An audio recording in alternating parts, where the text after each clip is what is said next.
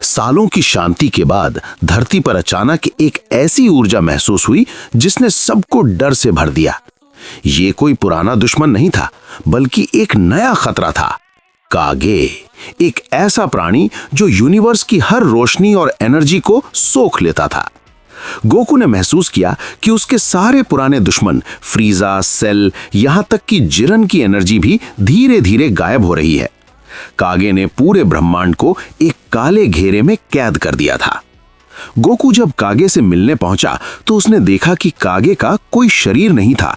वो एक परछाई की तरह था जो गोकू के हर वार को कॉपी कर रहा था। सस्पेंस तब बढ़ा जब गोकू ने अल्ट्रा इंस्टिंक्ट का इस्तेमाल किया, लेकिन कागे ने भी ठीक वही रूप धारण कर लिया।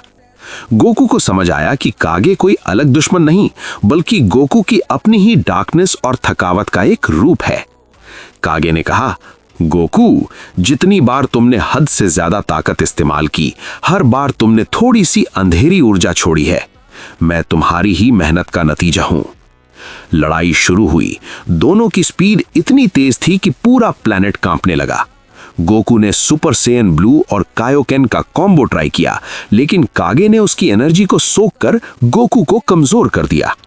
दोस्तों, मुझे ज्यादा शक्ति देने के लिए लाइक, शेयर, सब्सक्राइब कर दो, जैसे मैं कागे को हरा दूं। गोकू ने महसूस किया कि अगर वो लड़ता रहा तो दुश्मन और ताकतवर होता जाएगा।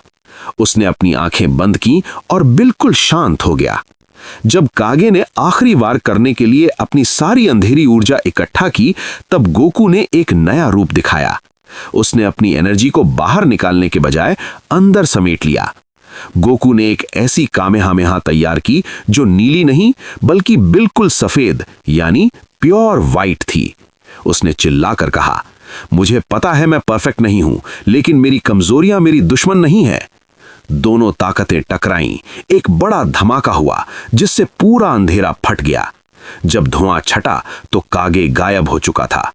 गोकू जमीन पर थका हुआ बैठा था, लेकिन उसके चेहरे पर वही पुरानी मुस्कान थी। उसने एक बार फिर धरती को बचा लिया था, लेकिन इस बार दुश्मन से नहीं, बल्कि अपने ही अक्स से।